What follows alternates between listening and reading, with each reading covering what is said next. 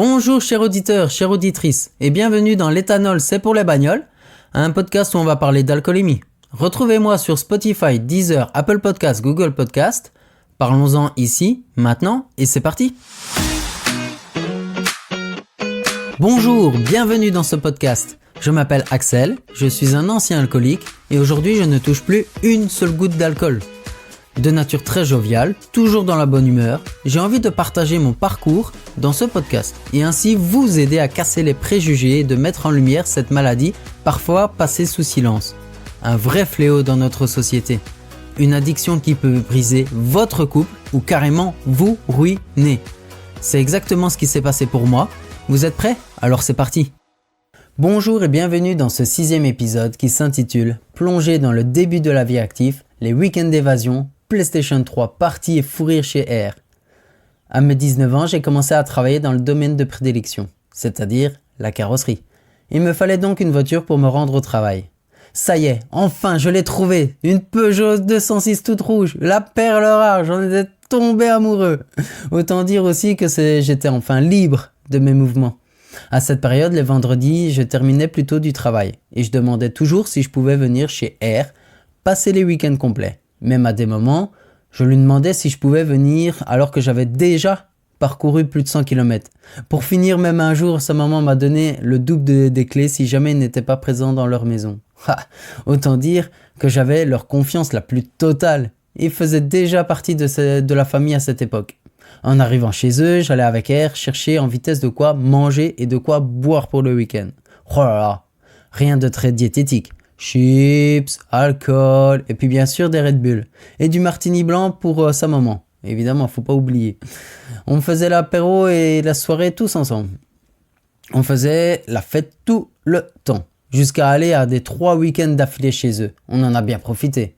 On faisait également des événements comme le grand feu, fête du village, anniversaire, ou tout simplement passer de sacrés après-midi avec de la sangria faite maison. Oh là là, les fruits imbibés depuis 24 heures. Je vous raconte même pas dans l'état où on était. Évidemment, tout ça va se raconter au fur et à mesure. Et puis on a fait une fois. Mais une fois.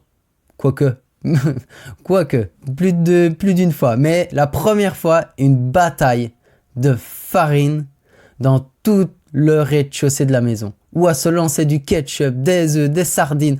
Tout ce qu'on trouvait, on le faisait. L'idée était impensable, mais que de bons souvenirs. Bien évidemment, c'est un sacré gaspillage, je le reconnais. Mais c'est une dose de fun qui n'est pas à négliger. Surtout que c'est un peu sa maman qui a commencé. Je me suis pris une de ces raclées de farine dans la figure flatch. Ce sont des choses simples et super conviviales. Bonne enfance, sortir des codes de société actuels fait un bien fou. En général, on commençait vers l'apéro, vers 18h, tous les trois ensemble. On se posait dans le canapé, tranquille, à manger des chips et de boire aisément, Red Bull et de l'alcool dit gentite. Une fois bien mangé et digéré notre souper, on a démarré tout doucement nos soirées vers 22h, avec de la bonne musique, rien que moi et R. On sortait bien évidemment la Gold Strike, avec la bonne méthode pour la boire cette fois-ci. Ça nous démonte la gueule.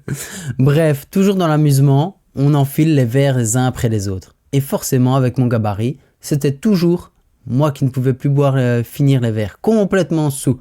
R me dit « Bon, ok, j'en prends un de plus ». Autant vous dire que je me disais « C'est pas possible, il est aussi arraché que moi, et il en reprend un de plus ?»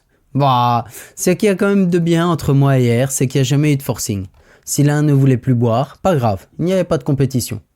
Voyant se rapprocher tout doucement des 3h du matin, on prenait le chemin pour aller dormir, mais complètement fou et bourré, on commençait à papoter et à refaire le monde. J'imagine que vous aussi, mes chers auditeurs et auditrices, ça vous est déjà arrivé. Mais également, on faisait toutes sortes de conneries, comme à essayer de regarder des vidéos, essayer de ne pas rire sur YouTube, ou en essayant de ne pas bâiller en regardant une compilation de personnes qui bâillent sans cesse, complètement sadomaso. On faisait aussi des canulars téléphoniques, comme des anecdotes courtes mais sympas. Ça faisait « Allô ? Oui, c'est qui ?» Nous on répond « C'est le pape ». Ah, il nous répond « Vous êtes au presbytère ici, je suis le curé moi ». Très surpris, on a eu un de ces fous rires, on s'est tapé une barre pas possible parce qu'on s'est fait avoir par notre propre jeu. Et puis toutes des conversations ni queue ni tête d'ailleurs. Bref, fini de déconner, nous voilà dimanche matin, crevés, la tête dans le cul. Mais de bons souvenirs de la soirée passée. On allait chercher le dimanche midi une frite chez les Gilbert Montagnier.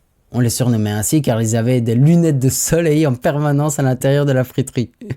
Ils mettaient aussi du sel en les jetant par-dessus nos cornets de frites. Et il y en avait limite plus sur le comptoir que dans nos frites, mais succulentes, avec les Picky Wap. Un délice, on en était refait. Bon, c'est pas le tout, il fallait bien retourner chez mes parents et attaquer la semaine de plus belle pour le boulot. Mais promis, c'est juste partie remise. Vers 17h, c'était dans l'idée de devoir repartir. Je traînais les pieds dans le monde cruel et à refermer la parenthèse sur un week-end de folie à décompresser de la vie active. Mais peu importe, j'ai pu passer un bon temps. Bien évidemment, je ne vous ai parlé qu'une petite partie de notre grande histoire avec R, mais chaque chose à son tour. Donc oui, effectivement, dans ce récit nostalgique de jeunesse, de première voiture, d'amitié profonde, de folles soirées, nous pouvons discerner quelques leçons importantes. Premièrement, le pouvoir de l'amitié véritable est mis en lumière. La confiance partagée, symbolisée par le double des clés, est un joyau rare. L'inclusion dans la famille de R n'est pas liée aux relations de sang, mais était étendue à une amitié qui transcende les frontières conventionnelles. En dépit des excès festifs avec des boissons alcoolisées, la responsabilité collective est importante. Le rangement après la festivité n'était pas seulement une nécessité pratique, mais aussi un rituel de camaraderie. La coopération dans le nettoyage souligne l'importance de prendre soin de notre environnement, surtout qu'il est teinté de farine et de ketchup partout d'ailleurs. La simplicité de ces moments partagés, des apéros au canapé jusqu'aux batailles de farine, met en lumière le fait que la véritable richesse réside dans le lien humain et les souvenirs partagés plutôt que dans les possessions matérielles. Cependant, il est crucial de rester conscient des limites. L'équilibre entre le plaisir et la responsabilité est essentiel, surtout vis-à-vis des boissons alcoolisées. Cela ne doit jamais être dans l'excès, mais un plaisir responsable. Dans mon cas, s'alcooliser et vouloir profiter un maximum cachait une certaine forme de dépression, surtout liée au travail. La boisson alcoolisée ne doit jamais être un prétexte pour se cacher derrière face à une réalité. Merci de votre écoute et à bientôt dans le prochain épisode qui s'intitule « Plonger dans la vie active partie 2, défis, doutes et déroutes vers l'alcoolisation ». Un grand merci à vous d'avoir écouté cet épisode jusqu'au bout. Venez nombreux à partager vos sentiments et réactions dans le groupe Facebook « L'éthanol c'est pour le bagnole », un groupe de partage qui met en lumière cette dérive vers la porte de sortie. Si vous avez aimé l'épisode, venez me soutenir en mettant 5 étoiles sur Apple Podcast. N'hésitez pas à le faire connaître et à le partager celui-ci. Retrouvez-moi aussi sur Instagram. Prenez soin de vous et à très bientôt dans un nouvel épisode de L'éthanol c'est pour les bagnoles.